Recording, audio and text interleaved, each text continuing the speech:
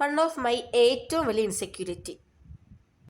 കുഞ്ഞിലെ മുതലേ ഞാൻ അത്യാവശ്യം ചബ്ബിയാണ്. ഒരു 6-7 ക്ലാസ് മുതലേ ഞാൻ നല്ല ചബ്ബിയാണ്.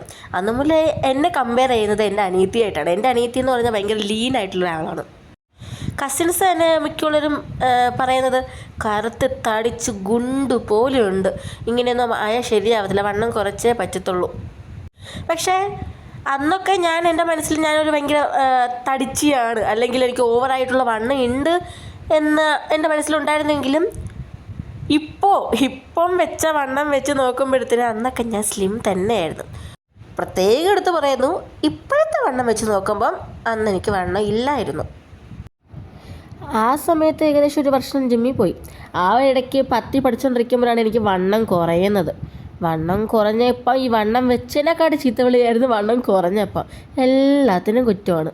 ഇനി ഏതെങ്കിലും ഫാമിലി ഫംഗ്ഷന് പോയാലോ എല്ലാവരും പറയും, ഭയങ്കരമായിട്ട് വണ്ണം വെച്ചു, കൊച്ചിനകത്ത് ഫുഡ് കുറയ്ക്കാൻ പറയണം കേട്ടോ, കെട്ടിച്ച് വിടാനുള്ള കൊച്ചല്ലേ, ഇത്രയും വണ്ണം വെച്ചിരുന്നാൽ ശരിയാവത്തില്ല, കെട്ടിച്ച് വിടാൻ പറ്റത്തില്ല, ചെറുക്കന്മാരൊന്നും കിട്ടത്തില്ല.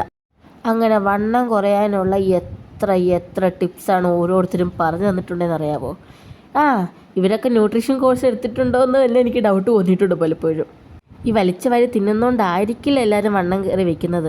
അവർക്ക് അവരുടേതായ പേഴ്സണൽ ഇഷ്യൂസ് കാണാം, അല്ലെങ്കിൽ ഹോർമോണൽ ഇഷ്യൂസ് കാണാം, പല പ്രശ്നങ്ങളാവാം. അപ്പോൾ അവരെ വണ്ണം കുറയ്ക്കാനും അല്ലെങ്കിൽ വണ്ണം വെപ്പിക്കാനും ഒക്കെ ആയിട്ട് നിങ്ങൾ എന്തിനാണ് ഓരോരുത്തരെ തുനിഞ്ഞിറങ്ങുന്നത്? അവരെ ലൈഫുമായിട്ട് വെറുതെ വിട്ടാൽ പോരെ.